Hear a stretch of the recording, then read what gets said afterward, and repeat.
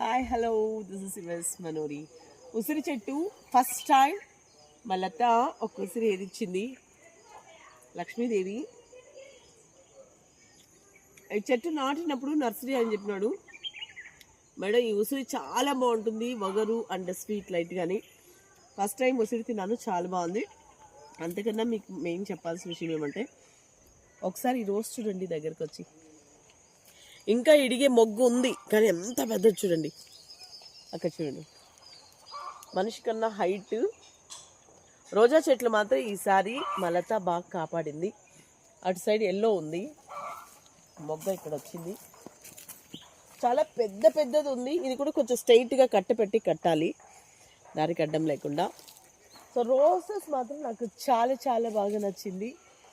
ఈ రోజ్ అయితే మా లత ఎప్పుడైనా వస్తే ఆ కప్పు పెట్టుకో అంటుంది. ఎందుకో నాకు చెట్లో పూలు కోసేదే ఇష్టం ఉండదు.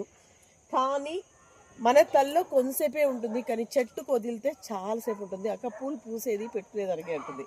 నేనంట చెట్లోనే ఉంటే ఒక 10 days మనం అందం చూడొచ్చు. ఆ చెట్టుకు కూడా ఒక అటాచ్మెంట్ ఉంటుంది అని. మా అత్త చూడండి తెగ తిరిగేస్తుంది.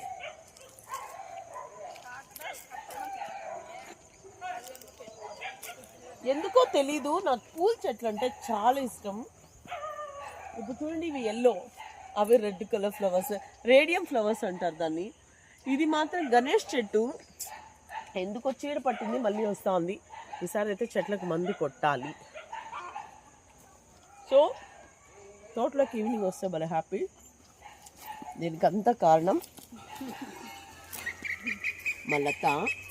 చెట్లకు నీళ్ళు పడుతుంది, దీనికి మాట ఫుడ్ పెట్టుకోదు. బిడ్డకి నేను అంత దూరం ఉన్నా ఒక్క మాట చెప్తే చాలా బాగా చూసుకుంటుంది నాకు.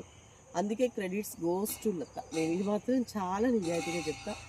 లత చాలా బాగా బిడ్డల్లా చూసుకుంటుంది. అమ్మగారి ఇల్లు అంటే